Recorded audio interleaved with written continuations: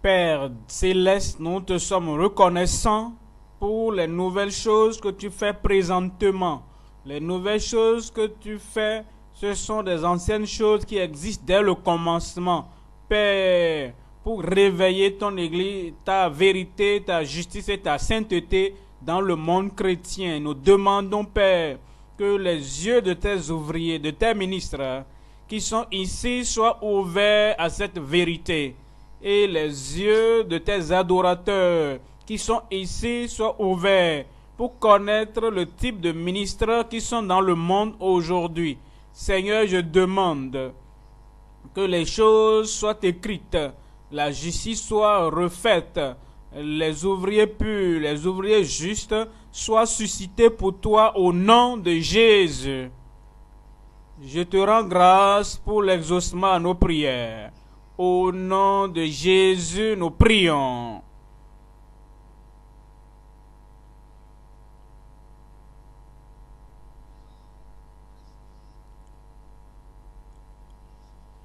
Le ministère chrétien pur dans le mouvement du réveil de la sainteté. Le ministère chrétien pur dans le mouvement du réveil de la sainteté. Trois choses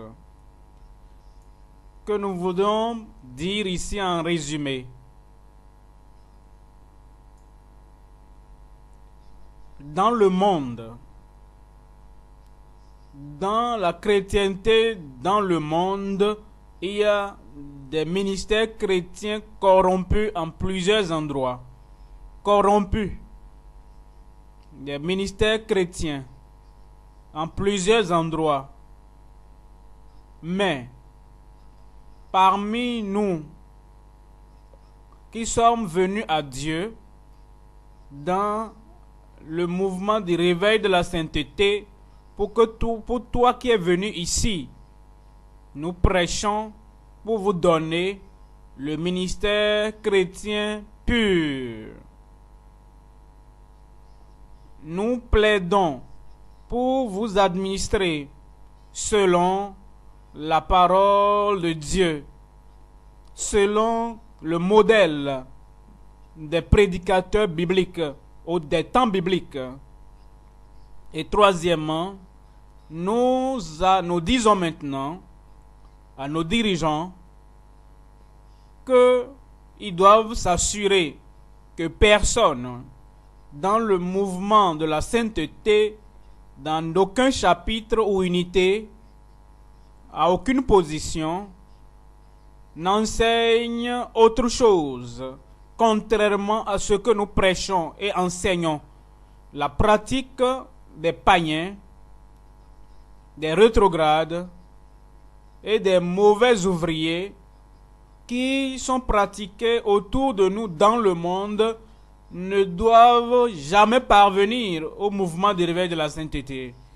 Ils doivent veiller à ce que personne dans le mouvement de la sainteté n'utilise du sel pour délivrer qui que ce soit, que personne n'utilise de mouchoir ou de foulard d'aucune forme, dans aucun chapitre, dans aucun pays, dans aucune unité, utilisant de foulard pour dire que cela a de puissance, pour guérir, pour protéger, pour délivrer. Cela ne doit pas être vu dans le mouvement du réveil de la sainteté. Le mouchoir, vous devez veiller à ce que personne ne propage l'utilisation de mouchoirs partout dans le mouvement du réveil de la sainteté. Veillez à ce que toutes ces utilisations corrompues d'huile d'onction, que personne n'utilise cela pour corrompre les gens en plaçant leur foi sur l'huile d'onction partout, comme cela se fait dans ces ministères corrompus autour de nous. C'est ce que nous disons, que vous devez veiller à ce que personne ne dévie, homme ou femme, de ce que nous faisons, les fausses prophéties. Veillez que personne, aucune femme, ne prophétise dans le mal, pour tromper les gens, pour détruire les gens. Veillez à ce que de telles choses ne se produisent pas. Amen. Rendons au monde le ministère chrétien pur. Donnons à l'Église un ministère chrétien pur, pour que ceux qui ont fui et sont entrés parmi nous aient l'espérance de la vie éternelle. Matthieu, chapitre 12.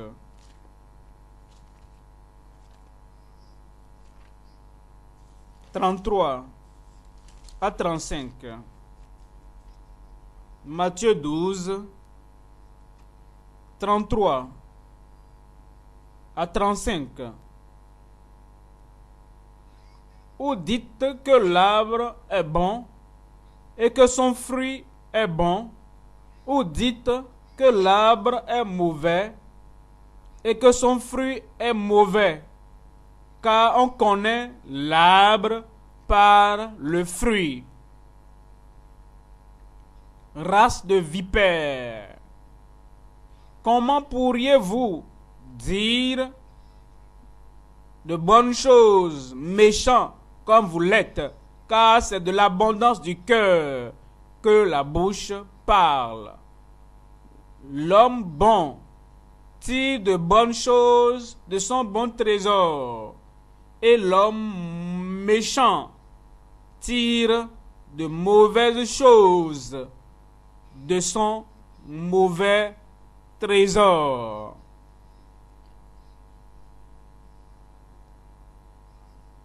Ça, c'est la parole.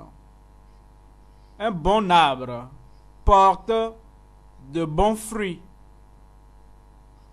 et un mauvais arbre porte de mauvais fruits. De la même manière, un bon ministère chrétien qui prêche la bonne parole de Dieu et qui pratique la vraie sainteté de Dieu produira de bons chrétiens. Également, un mauvais ministère chrétien qui prive aux membres la vérité et qui sont impieux dans leur vie et dans leur caractère produira de faux chrétiens. De faux chrétiens. Nous insistons sur le service chrétien pur dans Momoreza pour veiller à ce que nos membres aillent au ciel. Et nous-mêmes, nous irons aussi. En 1 Timothée, chapitre 4, versets 15 et 16. 1 Timothée 4, verset 15. Occupe-toi de ces choses. Donne-toi tout entier à elles, afin que tes progrès soient évidents pour tous. Veille sur toi-même et sur ton enseignement. Persévère dans ces choses, car en agissant ainsi, tu te sauveras toi-même et tu sauveras ceux qui t'écoutent. Le salut de l'homme dépend de la vérité, de la parole prêchée, dépend de le salut de l'homme dépend de la parole de vérité, des saintes écritures. Cela ne dépend pas du prédicateur, pourrais-je dire. Le salut de ta vie ne se trouve pas dans la main du prédicateur qui sauve, mais c'est la parole de vérité. C'est la vérité qui sauve. Mais le prédicateur peut jouer son rôle également dans le salut de l'homme. Quel rôle? Il doit présenter la vraie parole de Dieu. À la pharmacie, vous avez différents médicaments. Ce n'est pas la pharmacie qui vous guérit. Ce sont les médicaments qui sont dans la pharmacie qui guérissent. Et si la pharmacie vous donne les médicaments inappropriés, est-ce que vous serez guéri? Non. Alors, quelle que soit la quantité que vous prenez, c'est voilà pourquoi Paul dit ici à Timothée, fais attention. Fais attention. Retiens la vérité que je t'ai enseignée, que tu as apprise, que les autres aussi en Christ t'ont enseigné aussi. Persévère dans cette vérité. Ta prédication aux autres maintenant, le salut de ces gens repose sur la vérité. Si tu persévères dans cette vérité, tu les sauveras. Et comme ils t'écoutent, ils seront sauvés, quel que soit leur péché. La parole de Dieu est comme le marteau. La parole de Dieu est comme le feu. Il peut briser en pièces. Il peut consumer les têtus. Prêche la vérité. Et retenez également, toi aussi tu es censé tenir sur cette vérité. Déjà tu es né de nouveau, Timothée. Mais le salut final n'est pas encore venu. Final dans le cas de l'enlèvement. Quand nous quitterons cette terre pour aller au ciel, ce temps n'est pas encore venu. Final dans le cas de la mort, où tu mourras. Ainsi, tu entreras au ciel. Ce temps n'est pas encore venu. Ça, c'est le salut final. Si tu ne prêches pas cette vérité, tu mourras et tu n'iras jamais au ciel. Si tu ne prêches pas cette vérité, l'enlèvement viendra. Tu n'entendras pas le son de la trompette. Voilà pourquoi il avertissait, c'est de l'avertissement à tout le monde. C'est la vérité, pas toi-même. Ce n'est pas ton pasteur supérieur. Ce n'est pas le responsable, le surintendant général. Ce n'est pas lui. Ce n'est pas celui qui sauve, mais la vérité. Prêche la vérité. Ne crains pas l'homme. Ne crains aucune autorité. Autrement, tu iras en enfer. Si tu crains une autorité et tu refuses de prêcher cette vérité, tu seras condamné en enfer. Et ta congrégation, ton assemblée ne sera jamais sauvée. Écoutez, il y a tellement d'assemblées au Nigeria aujourd'hui, aucun membre n'ira au ciel. Une grande assemblée, plus que le nombre que nous faisons, plus que ce nombre le dimanche au culte, mais aucun membre, aucune personne n'ira au ciel de ce groupe, de cette assemblée. Je vous assure. Pourquoi? Parce que la parole de vérité n'est pas prêchée là-bas. La parole de vérité n'est pas prêchée là-bas. Allez vérifier ce que, vous voyez l'eau qu'on verse dans les tanks là, il y a l'eau dedans, mais il n'y a pas de poisson. Le poisson ne reste pas dans ce type d'eau. Ce n'est pas ce type d'eau.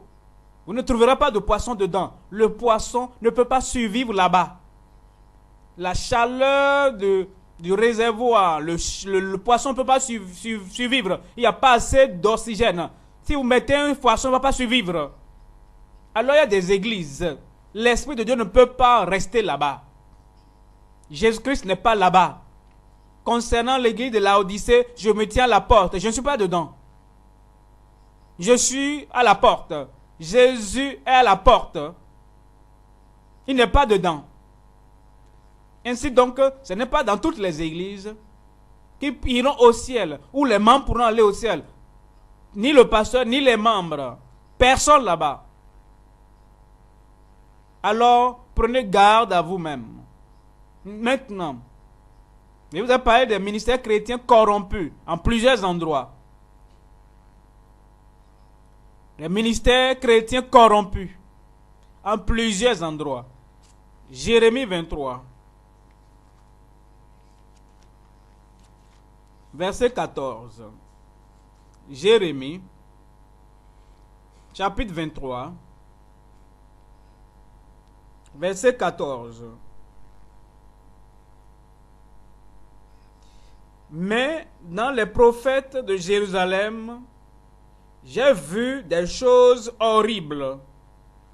Ils sont adultères. Ils marchent dans le mensonge. Ils fortifient les mains des méchants, afin qu'aucun ne revienne de sa méchanceté.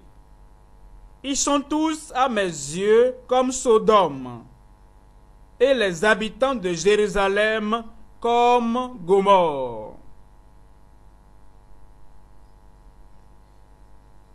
Si Sodome est le dirigeant, les membres seront qui? Est-ce que vous voyez ce que les Écritures disent? Le pasteur Sodome. Les membres sont quoi? Sodome et Gomorrhe. C'est là où vous voulez être? Est-ce que c'est le bon Dieu où Dieu va être? Quel est le plan de Dieu? Ou quel était le plan de Dieu pour Sodome et Gomorrhe? La destruction par le feu. Le plan de Dieu pour cette église, c'est la destruction. Le plan de Dieu pour ton église, où le pasteur est Sodome et vous, membres, vous êtes Gomorrhe, est le feu éternel. Ça, c'est la parole de Dieu. Ça, c'est la parole de Dieu. Le prophète commet des adultères, marche dans le mensonge. Alors, ainsi parle l'Éternel des armées concernant les prophètes. Verset 15. Voici, je vais les faire nourrir de l'absinthe. Je leur ferai boire des eaux empoisonnées. Car c'est par les prophètes de Jérusalem que l'impiété s'est répandue dans tout le pays. Depuis les prophètes, l'impiété, l'abomination s'est propagée dans la société chrétienne. Les évêques, les archevêques, ils ont gâté toutes les dominations. Ils ont gâté tout le système. Ils ont gâté la chrétienté. Très terrible. Et on les a Papa a corrompu tout le monde. Papa a vendu les gens à Satan. Papa a condamné les âmes des gens, les empêche d'aller au ciel. Le Seigneur dit, vous les nourrissez avec d'absinthe. Le Seigneur dit, vous allez juger. Vous allez les juger. Les pasteurs et les membres n'échapperont pas. Parce qu'ils ne connaissent pas la vérité. Ainsi parle l'Éternel des armées. Et n'écoutez pas les paroles des prophètes qui vous prophétisent. Ils vous entraînent à des choses de néant. Ils disent des visions de leur cœur et non ce qui vient de la bouche de l'Éternel.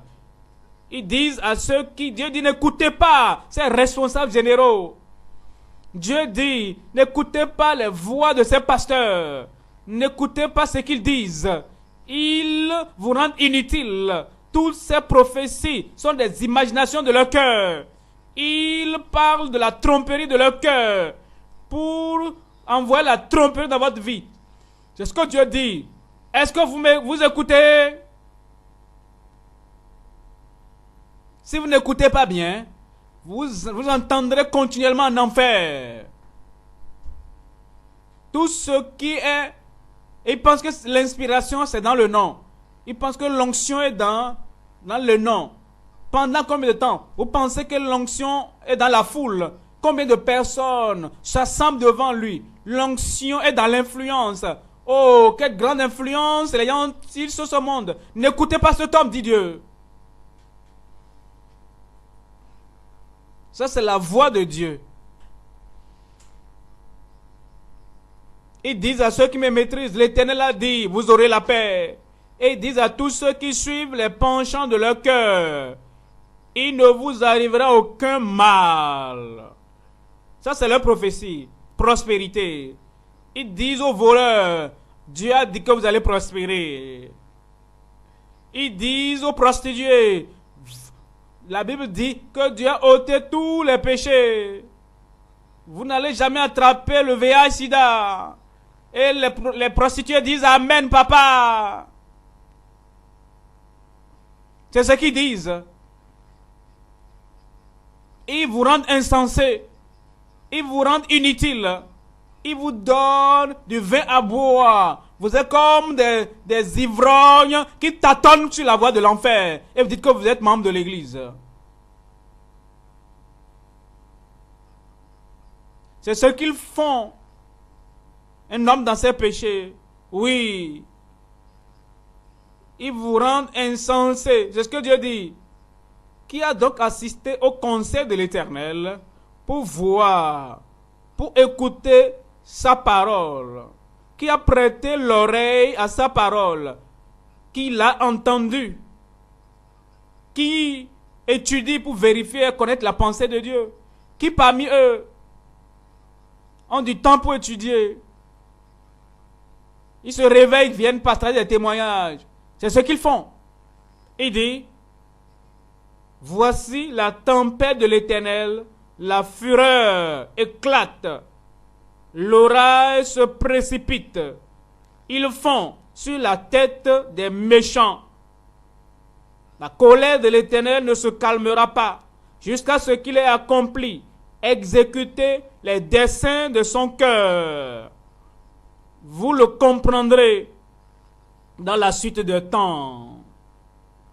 Je n'ai point envoyé ces prophètes, et ils ont couru. Je n'ai point envoyé, je ne leur ai point parlé, et ils ont prophétisé. Est-ce que vous voyez? Ils sont allés commencer des églises. Ils n'ont même pas examiné. Vous n'avez même pas vérifié qui est cet homme qui a commencé l'église. Vous avez seulement suivi. Vous vous asseyez là-bas. Et vous acclamez les mains. Vous riez là-bas. Comme un fou. Est-ce que vous connaissez cet homme? Est-ce que vous connaissez l'histoire de cet homme? Est-ce que vous savez d'où cet homme vient? Qui a formé cet homme? Où est-ce qu'il a été formé? Les Juifs n'acceptaient personne comme Israélites aussi longtemps qu'ils arrivent à retrouver la maison de son père. Et même quand ils ont déclaré la liberté, le Saïd a demandé aux Juifs de retourner, ils ont vérifié dans les registres, parce qu'il y avait des registres. Tous Juifs sont nés non dans le registre pour être sûr qu'aucun faute ne s'infiltrait. Tout était fait pour protéger le sceau de la prospérité de la femme qui viendra, pour qu'aucun étranger ne vienne. Tout était fait pour protéger la nation d'Israël. Aucun étranger ne pouvait s'infiltrer. Les étrangers sont entrés. Des gens que Dieu n'a pas envoyés. Ils sont venus commencer des églises. Ils sont entrés. Vous êtes là. Vous êtes là-bas. 15 parmi vous êtes là-bas. Vous souffrez. Vous êtes 20. Mais le monsieur, c'est comment? C'est un magicien. Vous êtes à 200 000 maintenant. Et le monsieur, peut-être, il est rentré dans l'occultisme. Vous êtes à 1000, 10 000. Ou bien des milliers sur des milliers. Et vous êtes là-bas. Et vous n'avez pas connu l'histoire de cet homme. Vous n'avez pas étudié cet homme. Vous n'avez pas vérifié la vie de cet homme. Vous n'avez pas fait d'investigation sur la vie de cet homme. Vous n'avez rien de clair. Vous n'avez pas prié Dieu. Qui est cet homme? Je ne peux pas donner mon âme à quelqu'un que je ne connais pas son histoire. Parce que mon âme est précieuse. Mon âme est précieuse. Un sage ne dort pas dans n'importe quel hôtel. Parce que c'est quoi cet hôtel? Qu'est-ce qui est commun ici? Est-ce que c'est en sécurité? Est-ce qu'il y a des voleurs ici? Est-ce qu'il y a des kidnappeurs ici? Est-ce qu'ils ont arrangé avec des kidnappeurs? Est-ce qu'il y a quelque chose? Veillez, soyez sûr de l'hôtel. Ça, c'est un sage, ça. Ça, c'est la parole de Dieu. Mais vous ne suivez pas. Mais vous ne le faites pas. Alors, c'est ce que Dieu vous apporte ces choses. Il dit, S'ils avaient assisté à mon concert, ils auraient dû faire entendre mes paroles à mon peuple et les faire revenir de leur mauvaise voie, de la méchanceté de leurs actions. Vous savez ce que Dieu dit. Jésus n'est pas venu pour faire le mal, mais pour ôter le mal, pour que le bien prenne le contrôle. Alors, c'est le péché. Ce que Jésus est venu, c'est à cause du péché. Mais est-ce que vous êtes sauvés? Est-ce que vous êtes sauvés du péché là-bas? Sous ces gens-là, est-ce que vous voyez des gens sortir avec des témoignages clairs? J'étais un pécheur, j'étais voleur, j'étais ceci. Et maintenant, je suis sauvé. Est-ce que vous entendez ça là-bas? Avec des faux témoignages, ils vont fabriquer ça. Ils vont arranger ça. Et après, ce n'est plus comme ça, vous vérifiez. C'est comme cette personne qui allait vers un fou, un pasteur vers sa communauté. Dans ces endroits, dans l'état de Plata, il est allé prendre ce fou et il l'a amené à Jos. Ils l'ont coiffé correctement. Ils sont venus dire à l'église que la puissance de Dieu agit. Oh, Dieu a délivré cet homme. Dieu a manifesté sa puissance. La folie est partie maintenant. Il a sorti l'homme. Peut-être on lui a donné de l'argent. Ils ont montré les gens devant l'église et ont acclamé. Quand ils ont fini, le monsieur ne comprenait rien. Il est retourné dans sa folie normale. Ça, c'est des témoignages arrangés. Oh, vous êtes séduits. Sœur précieuse trompée. Frère précieux trompé. Ton âme est précieuse, mais tu es sous la tromperie. La puissance de l'enfer s'est saisie de toi. Tu as été jeté dans la fosse au lion. Un homme fort est assis à la porte. Et tu dis le nom catholique, le nom de telle église, tu es membre de telle église. Il n'y a pas de pardon des péchés, il n'y a pas de changement de vie. Il n'y a pas de justice. Il n'y a pas de sainteté. Il n'y a pas de liberté du péché. Et tu es là depuis 14 ans. Et tu es prêt à mourir maintenant pour aller en enfer. Comme d'habitude. Le Seigneur va te manifester sa miséricorde ici. Il dit, ne suis-je pas ne suis pas un Dieu que de près, dit l'Éternel, et ne suis-je pas aussi un Dieu de loin. Quelqu'un se tiendrait dans un lieu caché sans que je le voie, dit l'Éternel. Ne remplis-je pas moi les cieux et la terre, dit l'Éternel. J'ai entendu ce que disent les prophètes qui prophétisent en son nom, à mon nom le mensonge, disant, j'ai eu un songe, j'ai eu un songe. Est-ce que ce n'est pas eux qui rêvent? Il dit qu'ils prophétisent des mensonges. Ce qu'ils font, ils vous font, sont des mensonges. Certains sont appelés, ils font des prodiges mensongers. Parce que vous ne saurez jamais que c'est mensonger. La manière ils ont arrangé ça. C'est si sophistiqué, c'est si profond que vous ne pouvez jamais savoir que c'est des mensonges. Qui va vous dire que c'est chaud, que beaucoup de ces miracles qu'on vous montre sur des écrans sont des mensonges? Est-ce que vous aurez compris ça? C'est étonnant, c'est prodige. Ah, j'ai vu ça de mes yeux, c'est des mensonges. Mensonges. Un homme en particulier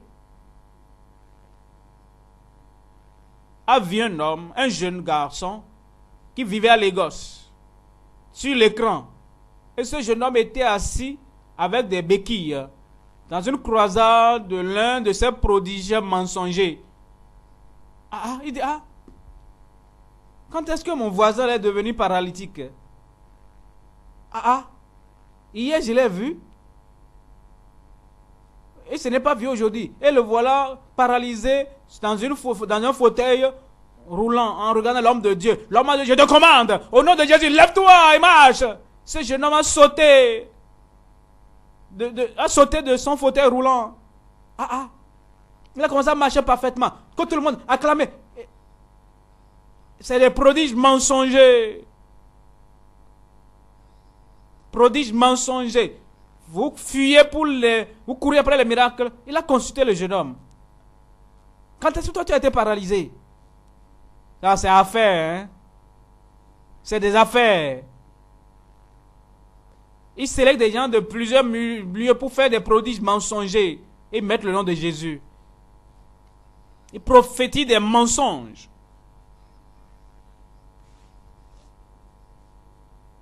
Pendant combien de temps? Jusqu'à quand ces prophètes veulent-ils prophétiser le mensonge? Prophétiser la tromperie de leur cœur. Trompeur de leur cœur. Quelqu'un a été trompé. Parce que les démons les ont trompés. Ils voient même des mauvais esprits. Ils voient des esprits qui ressemblent à des Jésus venant vers eux. Oui. C'est ce que Dieu dit. Ils pensent faire oublier mon nom à mon peuple par les songes que chacun d'eux raconte à son prochain, comme leurs pères ont oublié mon nom pour Baal. Que le prophète qui a eu quel est l'objectif de ces églises? De grandes personnes, avec toute leur prospérité, c'est pour ôter Dieu de la pensée des gens. C'est pour ôter la vérité de la pensée des gens. Dieu se lamente à cause d'eux. Dieu se lamente. Le prophète, que le prophète qui a un songe raconte ce songe, et que celui qui a entendu ma parole rapporte fidèlement ma parole.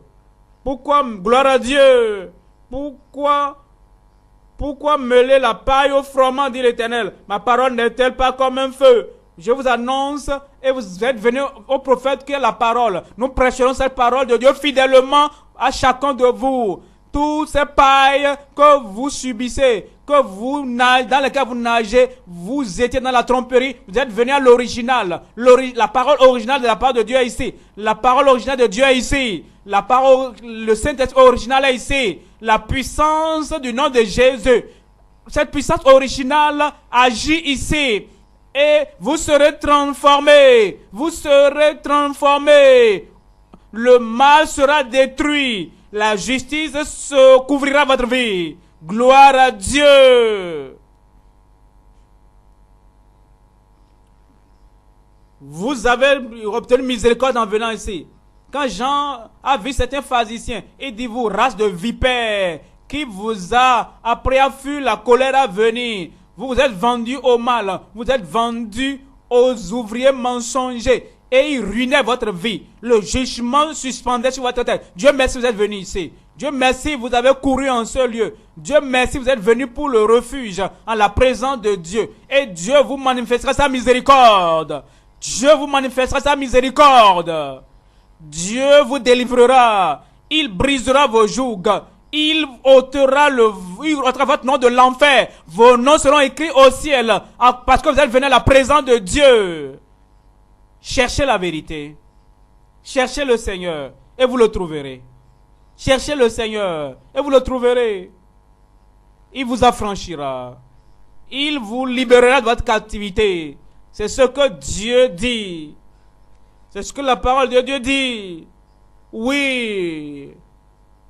Ma parole n'est-elle pas comme un feu, dit l'Éternel, et comme un marteau qui brise le roc? C'est pourquoi, voici, dit l'Éternel, j'en veux aux prophètes qui se dérobent mes paroles l'un à l'autre. Voici, dit l'Éternel, j'en veux aux prophètes qui prennent leur propre parole et la donnent pour ma parole. Ils utilisent leur langue et disent c'est Dieu. Aïe, ces tromperies sont terribles. Je me rappelle une jeune fille à Lagos. Peut-être vous ne la connaissez pas, mais je sais. Elle est une fausse prophétesse.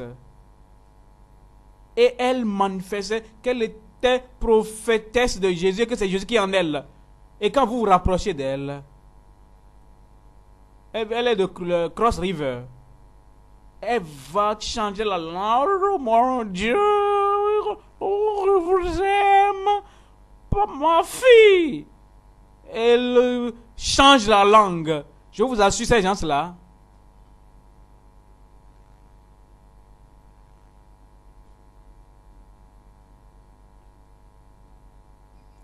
Vous entendez ce que je dis? C'est une affaire sérieuse. Beaucoup sont en enfer déjà, pleurant en enfer à cause de ces gens. Beaucoup sont déjà condamnés, ne peuvent plus revenir. Beaucoup sont déjà condamnés. Dieu merci, ils n'ont pas pu attraper tout le monde. Les ministères chrétiens corrompus en plusieurs lieux. Oui, dans le livre des Psaumes 12, à bas du verset 1. Psaume 12, 1 à 4. Sauve Éternel. Sauve Éternel. Car les hommes pieux s'en vont. Les fidèles disparaissent parmi les filles de l'homme. On se dit des faussetés. Les fidèles disparaissent parmi les filles de l'homme. On se dit des faussetés les uns aux autres. On a sur les lèvres des choses flatteuses. On parle avec un cœur double. Que l'Éternel extermine toutes les lèvres flatteuses, la langue qui discourt avec arrogance. Ceux qui disent, nous sommes puissants par notre langue. Nous avons nos lèvres avec nous. Qui serait notre maître? L'arrogance de leur langue. Il y en a même qui prennent le miel, selon eux. Le miel et Satan mélangés pour que leur langue soit trop douce. Et par leurs propos, leurs discours, les bons propos, ils trompent le cœur de plusieurs. Les menteurs. Leurs ministères sont du mensonge. Ils mentent. Ils témoignent des mensonges, de ce que Dieu fait à travers eux. Il dit qu'il a été à Londres. Ceci a eu lieu à Londres. Est-ce qu'il était là-bas? Il donne des témoignages faux. Il rassemble les gens. Et vous écoutez. Vous écoutez. Il dit oui, c'est un homme de Dieu extraordinaire. C'est les pratiques. Ils donnent des gloires fausses. Ils vous disent qui ils sont. Ils portent des titres mensongers. Apôtres, évêques, archevêques. Est-ce qu'il y a de nouveaux noms maintenant?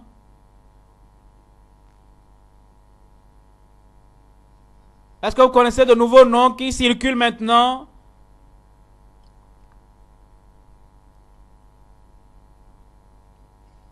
Ils portent de grands noms. Un petit garçon qui est venu maintenant. Quelle église tu as? Et tu portes un grand titre. Tu sais qui est un apôtre? Est-ce que tu connais qui est un apôtre? Est-ce que Timothée se nommait apôtre? Est-ce que tu sais qui est un apôtre? Est-ce que les gens osaient n'importe comment réclamer ce titre d'apôtre? Ils se lèvent et réclament ça. Ils prennent ça. Ils ne connaissent pas leurs fautes.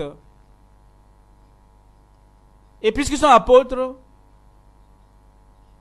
et n'importe qui veut être évêque, il veut parmi les grands, il veut être dans un rang. Quand il parle, on va dire, ah, l'évêque est là, l'évêque est là. Comme si ce titre lui donne l'autorité. C'est ce qu'ils font. Pour vous confondre. Oui. Ils se font des gains dans leur ministère, des gains. Philippiens 3. Philippiens. Ce ministère est établi pour des gains. Rappelez-vous de ce jeune homme du Ghana qui allait prendre ses puissances et payer le tribut à ce herboriste. Vous vous rappelez de l'histoire? Il n'a pas payé le salaire. Je ne sais pas ce qui s'est passé. Il n'a pas payé ce qu'il doit. Le monsieur est venu à l'église. Il a dit, donne-moi ma puissance. Tu n'as pas payé le salaire à longtemps. Finalement, le monsieur allait chercher la police.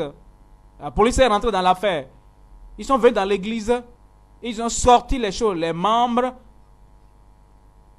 capturés. Il devait le savoir. Et voyez le type de coiffure que le monsieur. Si les membres étaient vrais, ils auraient su que c'est des voyous qui se coiffent comme ça. Ils ne connaissent rien. Vous devrez avoir savoir. Vous les connaîtrez à leurs fruits. Si vous étiez vrai. Si vous cherchez Dieu. Mais ils ne cherchaient pas Dieu. Philippiens 3, verset 17 et 18. 17 à 19.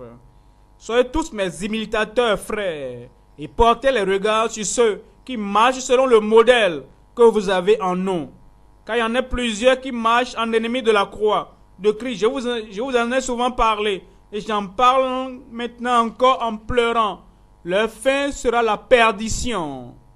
Ils ont pour Dieu leur ventre. Ils mettent leur gloire dans ce qui fait leur honte. Ils ne pensent qu'aux choses de la terre. Est-ce que vous voyez cela? Leur Dieu, c'est leur ventre. Le Seigneur dit de vous dire de semer la semence. C'est son ventre qui le dit. Ils se font des gains sur le dos des membres. Apportez votre argent. Apportez votre argent. Des gains. Ils établissent le ministère à cause de l'argent. Certains sont allés en Amérique. Sont allés avec le vrai évangile. Ils ont changé ça. Ils ont commencé à chercher des dollars. La puissance du dollar, les dollars les a changés plus tard. Et la chrétienté a été commercialisée avec le dollar. Oui. Ils exploitent leurs membres matériellement. Ils les traitent pour donner des offrandes. Donner, donner, donner.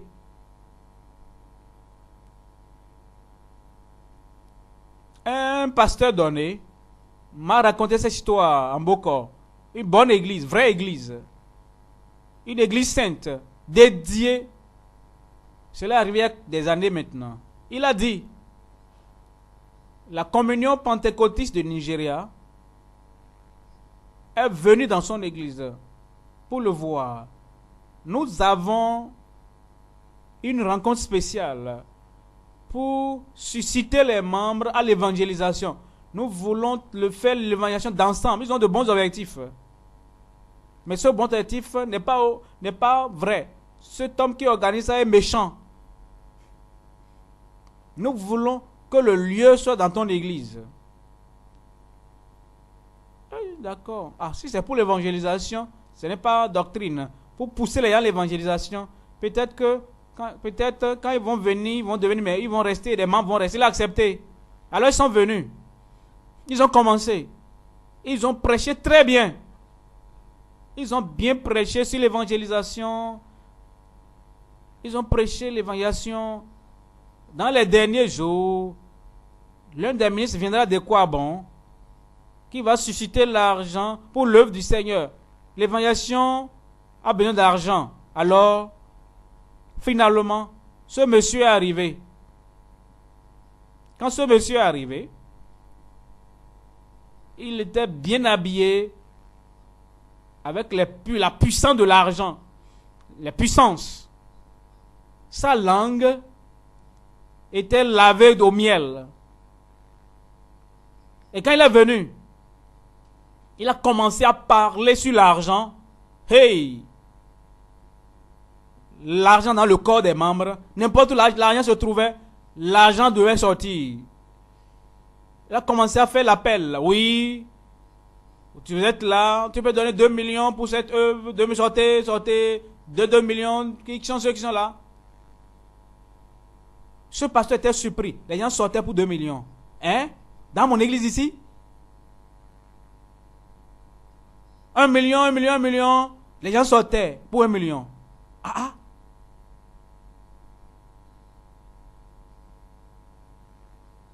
Le dirigeant de cette dénomination devait visiter beaucoup. Il luttait avec les membres pour qu'on contribue l'argent pour organiser cette croisade. Tout ce qu'il a pu trouver, c'était 800. Il luttait. L'argent ne sortait pas. Mais voyez, 2 millions. 1 million. Oui. 500 000, 500 000. Vous voyez la queue. D'accord? 100 000, 50 000.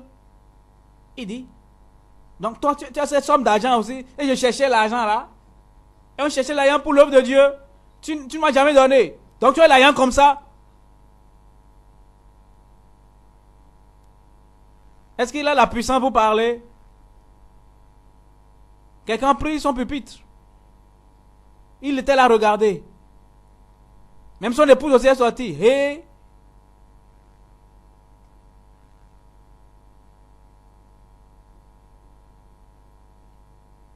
Gloire à Dieu. Ils vont vous exploiter.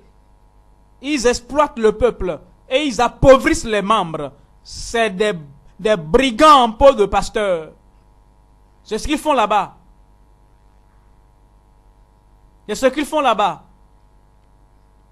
Et ce pasteur, quand il a vu ça, il a appelé le pasteur supérieur. Quelque chose se passe dans mon église. Le pasteur dit, arrête ça, arrête ça. Dis aux gens qui ne donnent pas, qui ne donnent pas. Il a travaillé pour arrêter les gens. Les gens disent, rencontre-nous dans l'hôtel, que Dieu vous bénisse, rencontre-nous dans l'hôtel. Tous les efforts avant qu'ils ne fassent quoi que ce soit, beaucoup étaient déjà partis les voir à l'hôtel. Il a lutté. C'était vient du pasteur. Je ne sais pas ce qui m'a poussé à le faire. Hein. Cet homme a tué une puissance. Pourquoi ne pas tuer une puissance? Vous avez refusé de donner l'argent à Dieu, non? Est-ce que la Bible a dit que vous donnerez ça avec une pensée réprouvée? Vous auriez dû donner ça à Dieu pour un saint usage. Vous avez gardé ça.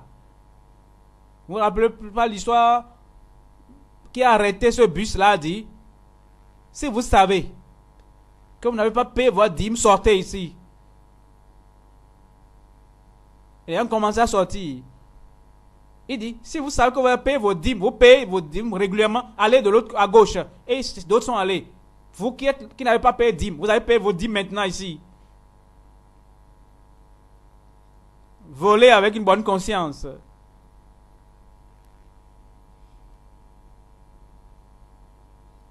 Puisque vous avez refusé de donner ça à Dieu, la Bible dit, vous donnerez vos poches. Vous allez avoir des poches trouées.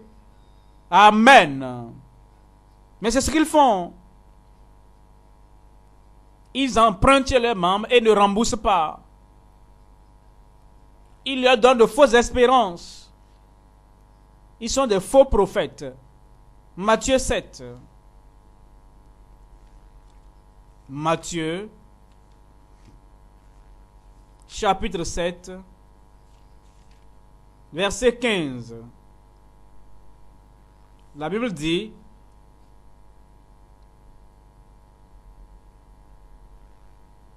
Matthieu 7,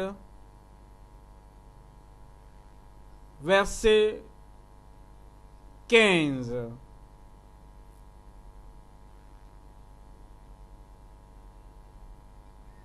Gardez-vous des faux prophètes. Ils viennent à vous en vêtements de brebis, mais au-dedans, ce sont des loups ravisseurs. Des loups ravisseurs. C'est ce que la Bible dit d'eux. Ils enseignent des fausses doctrines. Ils sont des faux prophètes. Ils donnent des faux conseils. Ils commettent l'immoralité. Même dans la salle de conseil, dans le coin, ils te prennent là-bas en charge. Après avoir fini, ils te disent ce qu'il faut faire. Ah, tu cherches enfant? Les histoires sont nombreuses. Je vous assure. Femme. Tu cherches un enfant? D'accord. Dieu a dit que je dois faire une semence en toi. Dieu m'a parlé maintenant. Et donc Dieu maintenant accepte l'immoralité. C'est ce qu'ils font. Commettre l'immoralité. Dieu dit, doindre ton corps en privé en tant que femme. Et ils invoquent le nom de l'Éternel. Est-ce qu'ils connaissaient ce Dieu-là? Tout le monde est Seigneur. Seigneur, Satan aussi est maître. Est-ce que vous m'écoutez? Il a dit, il n'a pas écrit. Satan aussi est Seigneur. Il dit Dieu m'a dit. Dieu m'a dit. Quel Dieu? Si c'est le Dieu du ciel, ses paroles sont pures. Ses paroles sont saintes. Ses paroles sont vraies. Quel Dieu utilise le nom de l'Éternel pour faire toutes choses, pour vous mentir? Oui. Ils sont sataniques dans le ministère. Simon le magicien. La sorcellerie charismatique. Oui. En 2 Corinthiens 11. 13 à 15.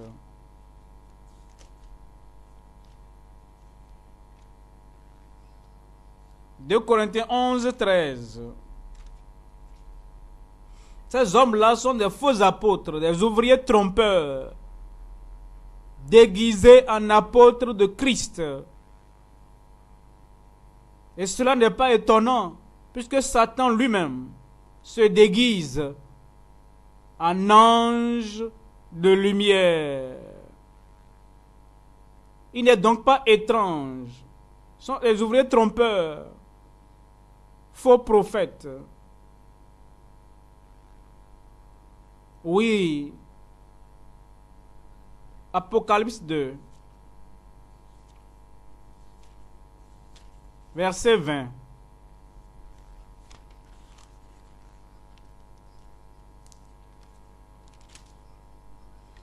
Mais ce que j'ai contre toi, c'est que tu laisses la femme Jézabel, qui se dit prophétesse, enseigner et séduire mes serviteurs pour qu'ils se livrent à l'impudicité et qu'ils mangent des viandes sacrifiées aux idoles.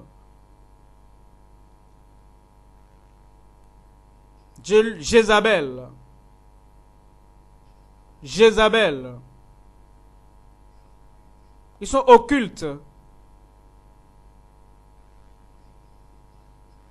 Ils prennent en captivité les membres pour Satan. Plus vous donnez des gens au Satan, plus vous aurez la puissance et l'onction. Plus de personnes vous donnez, plus de sang vous buvez, plus d'onction s'opère dans votre vie. C'est ce qui se passe parmi eux. Ils tuent, ils boivent du sang. Oui, ils les trompent avec des propos mielleux, des beaux propos. Ils les sacrifient pour la puissance. Ils les tuent. Il les tue et les sacrifie pour la puissance de façon constante. Ils utilisent l'huile. L'huile démoniaque, mouchoir, foulard, ce sel, le sang et d'autres substances en lieu plat de foi en Jésus-Christ et la foi en la parole de Dieu. Ils font des prodiges mensongers. Et ils remplissent le monde chrétien par de faux chrétiens avec l'impiété et la décadence morale. C'est ce qu'ils ont réalisé. Ils sont là. Dans les derniers temps, quelques-uns abandonneront la foi et se livreront à des esprits démoniaques et à des doctrines de démons. Ils ont abandonné la foi. Ils sont maintenant enfants de Satan. Ils enseignent des esprits, des doctrines de démons. La prospérité tout le temps. Des doctrines de démons. Quand ils vous donnent des mouchoirs, ils disent que le mouchoir va marcher. Allez, gardez ça tranquillement dans la maison. Gardez ça tranquillement à la maison. Chaque fois qu'il y a un problème, courez vers la chose. Prenez ça. Ils ne vous disent pas de confesser vos péchés. Ils ne vous demandent pas d'examiner votre vie, que vous avez offensé Dieu ou pas. Ils ne vous disent pas cela. Ils trompent. Prends, si tu vas à un entretien, prends le peigne, peigne-toi derrière, peigne-toi devant. Garde bien le peigne. Oui. À qui vous parlez? Est-ce que ce sont des enfants de Dieu? Tout le monde ici est enfant de Dieu. Qui t'a dit ça? Jésus a dit, ne vous avez pas choisi, mais il y a un qui est un démon. Si parmi les disciples de Jésus-Christ, un était un démon, un était du diable, est-ce que vous pensez que tous ces gens sont de Dieu et vous donnez aux enfants de Dieu des peines, ils ne doivent plus se repentir de leurs péchés? Ils ne doivent plus se repentir de leurs péchés. Ils ne doivent plus vérifier leur vie. Oh, Galates insensés, qui vous a ensorcelé pour que vous détournez de la foi, pour suivre les faux prédicateurs, les prédicateurs corrompus, qui ont abandonné le sentier de Dieu comme Balaam. Ils ont abandonné le sentier de Dieu. Et ils suivent, courent après l'argent. Vous allez vers eux pour votre destruction. Vous les suivez. Vous gardez des peignes dans votre maison pour votre perdition. Parce que ce peigne est une idole. Est-ce que le peigne est mort pour vous? Est-ce que le peigne a versé son sang pour vous? Est-ce qu'il y a de sang dans le peigne? Car sans l'effusion de sang, il n'y a pas de rémission de péché. Personne ne vient au Père que sauf Jésus. Si c'est la foi qui marche, car sans la foi, il est impossible d'être agréable à Dieu. Est-ce que c'est la foi en un peigne? Est-ce que c'est ça la foi en un peigne? Est-ce que c'est la foi en une image? Est-ce que c'est la foi en un foulard? Ça, c'est la décadence qui se passe partout. C'est là la chrétienté est rabaissée. Le Seigneur dit, je ferai une nouvelle chose. J'ai dit, je ferai une nouvelle chose. Vous êtes maintenant au siège de la nouvelle chose que le Dieu des cieux a commencé à faire. Le mouvement mondial de réveil de la sainteté va partout dans le monde. Il va dans toutes les nations. Nous sommes environ dans 40 nations maintenant. Et ça évolue. Ça évolue. Ça évolue. Une nouvelle chose a commencé. Délivrant les gens, leur donnant la vie. Et comme résultat, nous disons, soyez sûrs que nous vous donnons le ministère chrétien pur. Comme vous venez ici, sachez-le, nous vous donnons un ministère chrétien pur. Et vous tous qui êtes venus ici, et vous qui prêchez, vous devez donner aux gens un ministère chrétien pur. En Ésaïe 52, 11.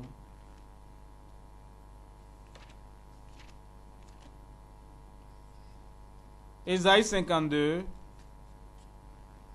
verset 11. Partez, partez, sortez de là. Ne touchez rien d'impur. Sortez du milieu d'elle. Purifiez-vous, vous qui portez les vases de l'Éternel.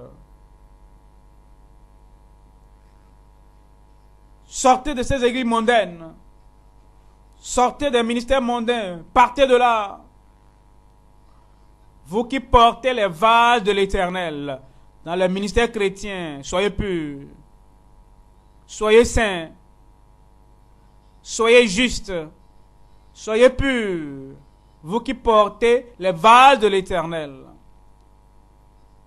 Romains 12, versets 1 et 2.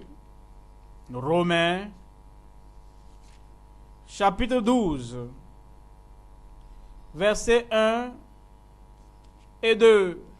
Je vous exhorte donc, frères, par la compassion de Dieu, à offrir vos corps comme un sacrifice vivant, saint, agréable à Dieu, ce qui sera de votre part un culte raisonnable. Ne vous conformez pas au siècle présent, mais soyez transformés par le renouvellement de l'intelligence, afin que vous discerniez quelle est la volonté de Dieu, ce qui est bon, agréable et parfait. C'est un plaidoyer. Plaidoyant. Plaidant. Dieu plaide. L'apôtre Paul, la puissance du Saint-Esprit plaide. Un autre, Paul sur le mouvement, plaide. Quand vous êtes venus ici, offrez votre vie, hommes et femmes, comme un sacrifice vivant, saint et agréable à Dieu. Un saint sacrifice. C'est comme ça que vous pouvez rendre un culte raisonnable à Dieu. Vous, pasteurs qui êtes venus, ministres de l'Évangile, nous plaidons avec vous. Quittez ces vieilles choses, ces faux prédicateurs. Ces faux prédicateurs. Jésus a créé un nouveau vin. Venez au vin nouveau. Prenez le bon vin parce qu'il est bon. C'est le vin qui est venu après. Les gens demanderont, pourquoi est-ce que cela n'est pas venu plus tôt? Ils ont posé au gouverneur, au maître de la cérémonie. Tout le monde donne d'abord le bon vin, avant le mauvais. Et quand les gens sont saoulés, le mauvais peut venir après. Mais toi, tu as d'abord envoyé le mauvais vin d'abord. Et les gens sont saoulés. Maintenant tu amènes le bon. Pourquoi tu as fait ça? L'époux n'était même pas conscient. C'est l'œuvre de Dieu. Satan est venu avant que Jésus ne vienne. Le vieux vin n'est plus de valeur, mais le nouveau est venu. L'ancien système des ministres n'a plus d'opération. Maintenant, un nouveau ministère, un nouveau système est venu pour vous. Les anciens mentors avaient pris contrôle et ont conduit les gens en captivité. Maintenant, le Seigneur a suscité un nouveau mentor pour vous conduire à la justice, à la victoire, au succès. Je vous exhorte donc, suivez ce sentier, venez à ce ministère. Que ce soit ainsi dans votre ministère, montrez-le dans votre église, dans votre dénomination, partout où vous êtes. En tant que ministre, la justice la vérité doit vous contrôler. N'ayez pas peur que les gens partent. Ceux qui s'en vont, ce sont les démons qui voulaient vous envoyer en enfer. Mais si vous les voyez partir, c'est parce que la lumière est venue et les ténèbres doivent s'en aller. Autrement, s'ils cherchent Dieu, ils reviendront. Ne regardez pas qui s'en vont. Ne regardez pas ce que vous allez endurer. Le pasteur de la foi vivante, qui fait part de nous maintenant, quand il était sorti de la foi vivante, le Seigneur lui a dit, va commencer un ministère. Je serai avec toi. Il a commencé. Il souffrait. En avançant difficilement. Mon épouse me disait, je regarde cet homme-là et j'ai pitié de lui. Le Seigneur l'a frappé pour dire que tu sais combien de dommages il a causé pour moi dans la foi vivante. Quelle que soit la souffrance qu'il endure maintenant, est-ce que cela équivaut au dommage qu'il a causé là-bas? Laisse-le souffrir. Au moment en temps opportun, il y aura une différence dans sa vie. Quelle que soit la souffrance que tu rencontres dans cette nouvelle vie, ne t'en fais pas. Ne t'en fais pas. Si ce sera suffisant pour consoler le cœur de Dieu à cause des dommages que tu as causés, quand tu étais parmi les ténébreux, quand on t'amenait sur la montagne dans les eaux, et tu prenais la puissance, tu dormais dans l'eau, tu te rappelles? Si ce serait suffisant pour Dieu, mais l'affliction ne va pas durer pour toujours. Après que vous aurez souffert un peu de temps, le Seigneur vous visitera. Le Seigneur vous relèvera. Le Seigneur va vous avancer votre vie. Le Seigneur va vous affermir. Vous et vos membres, vous aurez l'espérance de la vie éternelle. Alors, le ministère acceptable, c'est le ministère de la sainteté. En 2 Timothée 2, 19 à 21. 2 Timothée, chapitre 2, 19 à 21. La Bible dit ici, néanmoins, le solide fondement de Dieu reste debout. Avec ces paroles qui lui servent de sceau, le Seigneur connaît ceux qui lui appartiennent. Et quiconque prononce le nom du Seigneur, qui s'éloigne de l'iniquité. Dans une grande maison, il n'y a pas seulement des vases d'or et d'argent, mais il y en a aussi de bois et de terre. Les uns sont des vases d'honneur et les autres sont d'un usage vil. Si donc quelqu'un se conserve pur, en s'abstenant de ces choses, il sera un vase d'honneur, sanctifié, utile à son maître, propre à toute bonne œuvre. Ceux qui servent le Dieu vivant doivent être purs et saints pour que leur service soit acceptable à Dieu. C'est un péché. C'est un péché. C'est un péché pour un ministre, pour tout dirigeant chrétien, de susciter des ouvriers corrompus pour servir un Dieu saint dans n'importe quel domaine du ministère. C'est un péché pour vous d'avoir dans votre chorale des jeunes filles qui ne s'habillent pas bien, dont des partis sont corrompus pour exposer les gens à l'immoralité. C'est un péché pour vous. Ce ministère est condamné. Ce ministère, Dieu n'est pas là. Vos jeunes prières, Dieu ne l'accepte pas. À cause de l'habillement des membres de votre chorale, vous amenez des choses polluées pour présenter à Dieu. Vous amenez des choses polluées à l'autel, où les saints sont au dehors. Et mettent des cheveux, des cadavres. Et vous amenez ça pour servir Dieu. Vous serez punis. Écoutez ce que Dieu dit. Vous pouvez faire ça à un gouverneur humain. Vous pouvez faire ça à votre gouverneur. Vous placez devant lui une chose aveugle, un animal aveugle, comme ceux qui jouent vos instruments musicaux. Ils font des coiffures et ils dessinent le cercueil sur la... Est-ce que vous pouvez présenter ça à un président si c'est votre cas si votre président doit venir dans votre église? Est-ce que c'est ces femmes avec des pantalons serrés que vous allez présenter au président pour dire et vous présentez des ouvriers corrompus, des méchants devant le Dieu vivant pour venir chanter pour lui, pour venir lui rendre service? Malachie,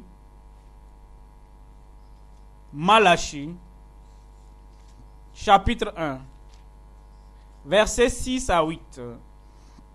Un fils honore son père, et un serviteur son maître. Si je suis père, où est l'honneur qui m'est dû? Si je suis maître, où est la crainte qu'on a de moi? Dit l'Éternel des armées. À vous, sacrificateurs, qui méprisez mon nom, et qui dites, en quoi avons-nous méprisé ton nom?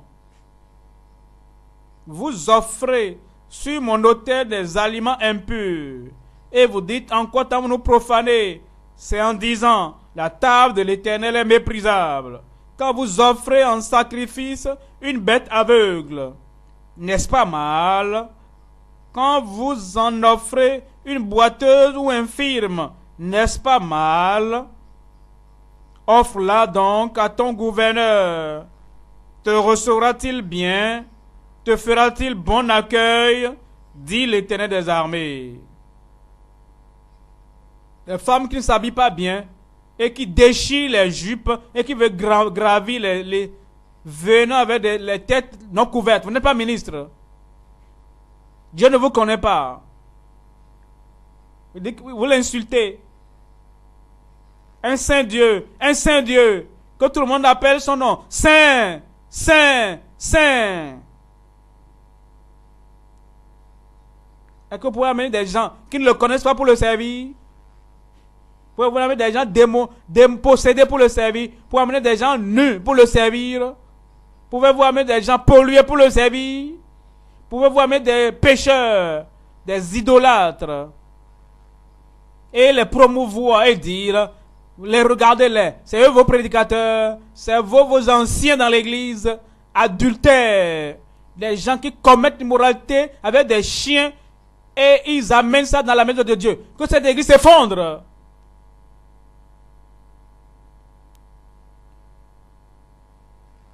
C'est une insulte pour Dieu. Saint Dieu. Un Dieu saint. Vous n'écoutez pas les séraphins qui adorent Dieu. Les chérubins, vous ne voyez pas comment ils adorent Dieu. Avec les deux ailes, ils couvrent leur visage à cause de la sainteté de Dieu. Et ils volent. Saint, saint, saint est l'Éternel des armées. Qui est, qui était et qui sera. Vous n'entendez pas? Le Saint. L'Éternel est saint. L'Éternel est saint. L'Éternel est saint. Le Créateur du monde est saint. Celui qui a créé l'homme est saint. Le Créateur est saint. Jésus est saint. Saint, saint, saint. Ce saint enfant qui naîtra de toi sera appelé Dieu, fils du Dieu très haut. Et vous insultez son nom. Vous insultez son nom, vous polluez son église. Avec les sorciers, sorcières. Vous donnez la chance à Jézabel de venir. Vous contrôlez le peuple de Dieu. Vous les polluez par la sorcellerie. Prenez garde à l'église. Que le Seigneur s'est acquis par son propre sang. Ne donnez pas cette église aux pécheurs pour le contrôler. Ne dites pas qu'ils sont vos enfants. Le ministère n'est pas pour toi et pour tes enfants. Est-ce que vous avez entendu que les enfants de Moïse ont pris la relève? Samuel a dit, mes enfants n'ont pas suivi ma voie. Pourquoi vous pensez que vous allez les forcer? Est-ce que Samuel a pris ses enfants pour les placer? Il n'a pas corrompu, mais vous l'avez corrompu. Vous et votre famille, vous avez corrompu l'évangile de Jésus-Christ. Vous prenez les enfants qui ne sont pas nés de nouveau et vous les placez en position pour jouer la musique. Pour jouer de la musique aux démons ou bien aux êtres humains. Est-ce que c'est pour Satan ou pour le Dieu saint? Vous m'avez provoqué, vous avez méprisé mon nom, dit l'Éternel. Alors cela ne doit pas se faire. Vérifiez, examinez. Ne donnez pas des services saints aux chiens, aux pécheurs. Ne leur donnez pas des saints services. Ne les respectez pas par le service.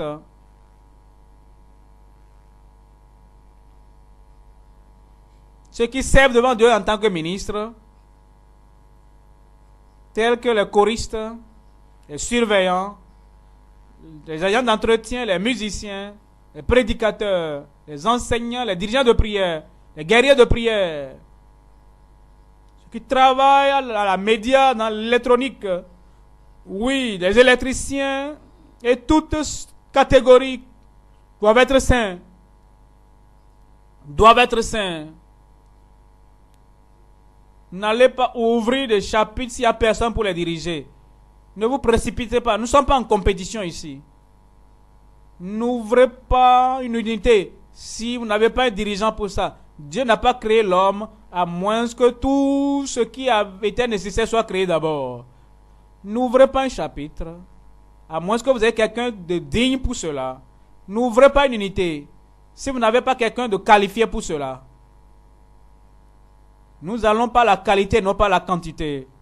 La quantité, un petit levain va tout lever. Ça, c'est la parole de Dieu. Ils doivent être saints. Ils doivent être des exemples. Toute catégorie de ministres servant Dieu doivent être des vases d'honneur. Respectés par Dieu, par les hommes. Chéris par Dieu, par l'homme. Ils doivent être purs dans leur conscience. 1 Corinthiens, 2 Corinthiens plutôt, chapitre 1, 12. 2 Corinthiens, chapitre 1, verset 12. Car ce qui fait notre gloire, c'est ce témoignage de notre conscience, que nous nous sommes conduits dans le monde, et surtout à votre égard, avec sainteté et pureté, devant Dieu, non point avec une sagesse charnelle, mais avec la grâce de Dieu. Le témoignage de notre conscience. Que notre conscience soit pure et claire. Hommes et femmes, vous et votre mari, est-ce que vous avez une conscience pure en faisant l'œuvre de Dieu là-bas? Est-ce que vous bagarrez? Vous gardez rancune l'un contre l'autre? Vous avez être malicieux l'un envers l'autre? Et le dîner de chapitre qui insulte l'œuvre de Dieu, et Dieu vous fera passer par le jugement. Pourquoi ne pas vous rapporter que Satan a pris contrôle de votre vie et qu'on ne pourrait plus être val de l'Éternel? Que vous vivez dans la malice, que vous vivez dans les bagarres et que vous êtes toujours dirigeant. Vous êtes dirigeant. La table du Seigneur vous est méprisable. Vous dites que la table de l'Éternel est méprisable. Voilà pourquoi vous pouvez faire n'importe quoi et aller encore là-bas. Est-ce que quelqu'un peut se cacher et que Dieu ne puisse voir? Montrez votre fidélité et signalez-vous. Cela vous sauvera. La miséricorde va avec la justice.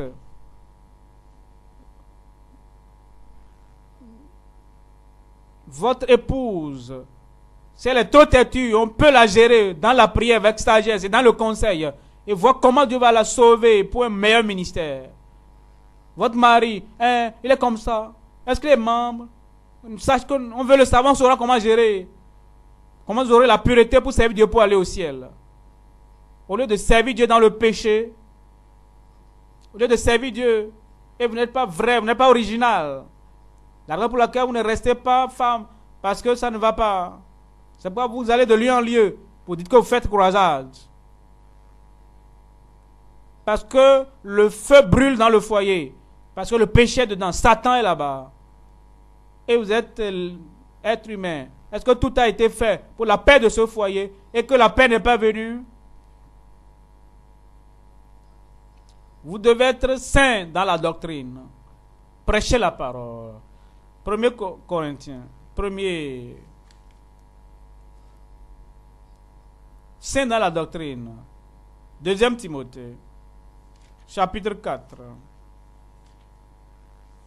Versets 1 et 2. 2 Timothée 4. Versets 1 et 2. La Bible dit: je t'en conjure devant Dieu et devant Jésus-Christ, qui doit juger les vivants et les morts, et au nom de son apparition de son royaume, prêche la parole. Insiste en toute occasion, favorable ou non, reprend, censure, exhorte, avec toute douceur et en instruisant. Oui, avec douceur et en instruisant. Tite 2:1.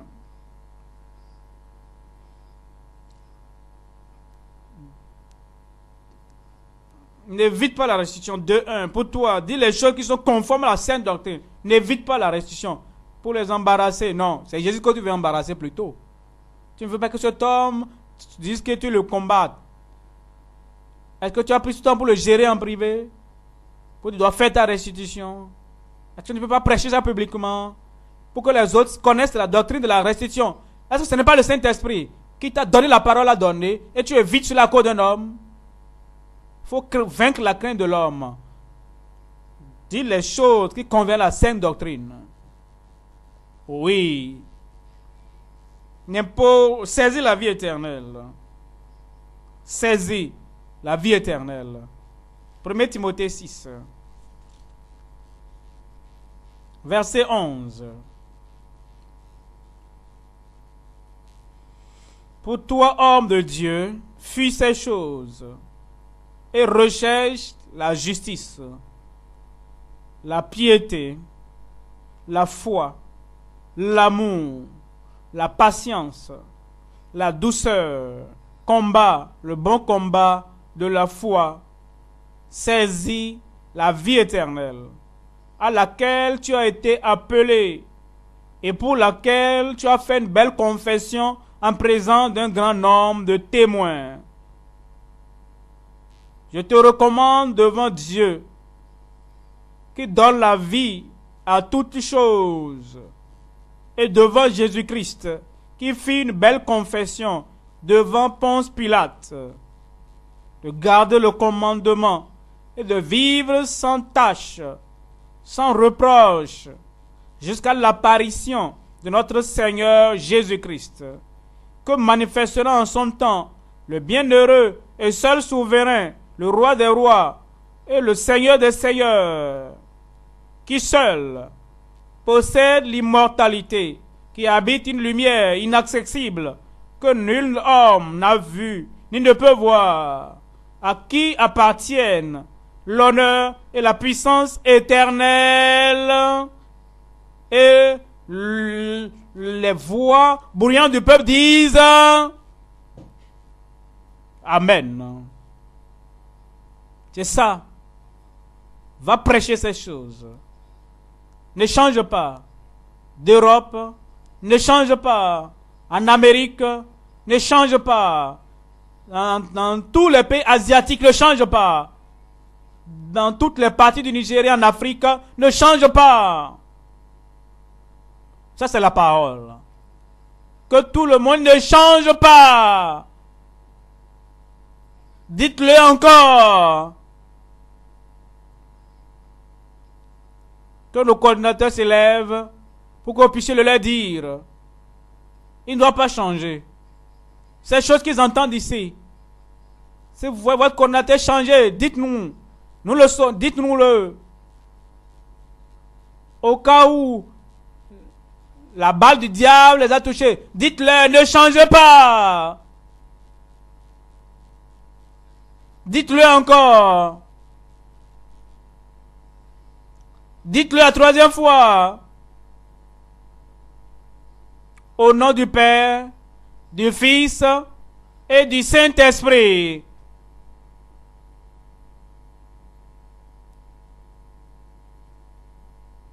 Alléluia. Cherchez la gloire et les récompenses qui viennent de Dieu seul. Ne cherchez pas votre renommée. Ceux qui cherchent leur renommée sont déjà partis. Ils vont chercher leur renommée ailleurs. Mais ils ne trouveront pas. Parce que l'évangile de Jésus-Christ n'est pas pour la gloire d'un homme. C'est pour la gloire de Dieu. Mourrez au moi et vous verrez la gloire. Cherchez la gloire de Dieu seul. Cherchez la récompense qui vient de Dieu seulement. Et toutes les autres choses vont suivre. Ça c'est Dieu. Jésus a dit, je ne cherche pas mon honneur. Je ne cherche pas ma gloire, mais la gloire de celui qui m'a envoyé. Il y a un seul qui cherche ma gloire, même le Père. Comme je cherche pour sa gloire, il cherchera pour moi. Comme je donne toute la gloire à Dieu, il me donnera la gloire qui m'est due. C'est ça. Soyez fortifiés pour le combat. Car nous luttons. Nous luttons. Nous combattons.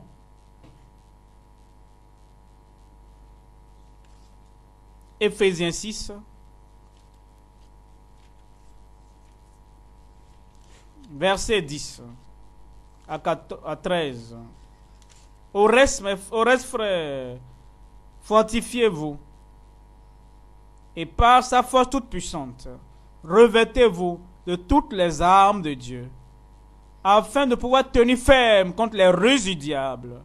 Car nous n'avons pas lutté contre la chair et le sang, mais contre les dominations, contre les autorités, contre les princes de ce monde de ténèbres, contre les esprits méchants dans le lieu céleste. C'est pourquoi prenez toutes les armes de Dieu, afin de pouvoir résister dans le mauvais jour et tenir ferme après avoir tout surmonté. Oui. Satan travaille acharnement contre ce ministère. Mouvement mondial du réveil de la sainteté. Pour le détruire, pourquoi? À cause du mot sainteté qu'il porte, qui représente Dieu. Quand il voit la sainteté, il est là. C'est pourquoi il combat pour déstabiliser ce lieu. Il envoie des agents dans la section des enfants. Ces moniteurs, ces enseignants, ceux qui enseignent, pour qu'ils n'initient pas ces enfants, pour pousser les enfants à devenir des enfants têtus, sorciers, sorcières. Prenez garde, c'est un combat. Prenez garde. Ceux qui viennent travailler avec nous dans la cuisine, prenez garde, toute femme, tout homme, pour voir qui elle est, pour que le diable ne l'envoie pas, pour polluer nos repas. Prenez garde dans la prière, prenez garde de façon pratique, pour voir qui est là, comment est-il ici. Prenez garde. Prenez garde sur toute femme coordinatrice qui a accès aux gens pour veiller à ce qu'elle n'est pas une sorcière, qui essaie de détruire les gens de Dieu, détruire les gens de la justice. Prenez garde, vérifiez tout caractère, vérifiez, prenez garde tout coordinateur, pour être sûr qu'il n'est pas un homme employé par le diable pour disperser le peuple, pour souiller le peuple. Prenez garde. Le diable veut causer des dommages au mouvement, nous ne lui donnerons pas la chance. Nous ne lui donnerons pas la chance. Et vous, que Satan sponsorisé pour venir à Momoreza, pour renverser, Dieu va t'exposer. La main de Dieu sera pesante sur ta vie. La honte et la destruction seront ta part. Tu dis au diable que tu te repens et que tu ne vas plus jamais t'associer à lui. C'est ce que tu dois faire. Tu te rendras compte. Tes péchés t'exposeront. Car Dieu parlera de toi, nous te saurons, nous te connaîtrons. Nous te connaîtrons. Nous allons t'identifier. Et on va te traiter en conséquence. Dieu dit de te dire, comme tu as réussi à détruire les autres églises, tu ne réussiras pas ici. Momoreza, Dieu dit de te dire, c'est son ministère. Tu ne peux pas réussir. Tu ne peux pas réussir. Au nom de Jésus. Si tu es venu ici pour ton salut, sois le bienvenu. Si tu es venu ici pour ta délivrance, tu es le bienvenu. Mais ne viens pas ici comme agent du diable pour causer dommage à qui que ce soit. Autrement, tu repartiras avec la angoisse. C'est ce que Dieu me dit de te dire. Ça touche le cœur de que tu es déjà renversé d'autres ministères. Satan est contre ce ministère à cause de ce que Dieu a dit sur le pasteur Paul Ricard. Il veut désapprouver cela. Il veut dire non à cela. Il veut dire jamais que ça ne va pas se passer. Mais ça aura lieu. Que Dieu dit tiendra pour toujours. Amen. Satan est contre ce mouvement à cause des révélations de la sœur Linda. Il veut désapprouver que ça ne marche pas, que c'est un mensonge. Il a utilisé plusieurs moyens. Ça ne marche pas. Pour que ces révélations ne circulent pas. Pour bloquer cela, pour renverser cela.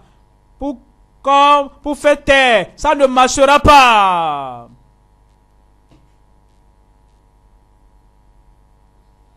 Ces révélations marcheront pour toujours. Jusqu'à l'enlèvement. Jusqu'à l'enlèvement. La pureté de ce message sera préservée. Alléluia. Oui, Satan est contre ce ministère. Parce que c'est l'espérance de Dieu pour ce temps. Le cœur de Dieu est dedans. Et Satan veut ruiner cela. Pourquoi? Parce que les yeux de Dieu sont sur ce ministère. Et Dieu a dit qu'il va protéger jalousement ce ministère. Il va le garder jalousement. Regardez-le. Il n'y a pas de rétrogradation pour ce ministère. Veillez. Ce ministère va préparer des gens. Nous allons accueillir Jésus à l'enlèvement. Nous allons pas rétrograder. Ça ne va pas tomber. Dieu l'a dit. Et ce sera ainsi.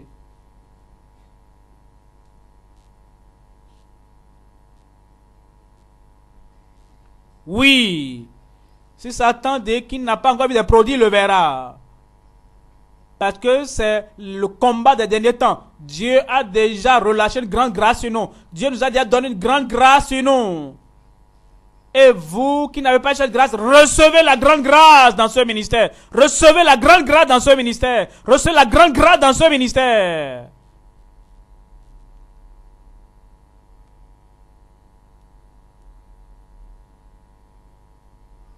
Les êtres humains partout témoignent. Dieu m'a sauvé. Dieu m'a aidé à travers Momoreza. Dieu m'a aidé. Ils ne vont pas bloquer ça. Beaucoup viendront. Beaucoup danseront et viendront dans le mouvement. Beaucoup posent des questions et ils sont sur la voie et viennent au mouvement. Alléluia.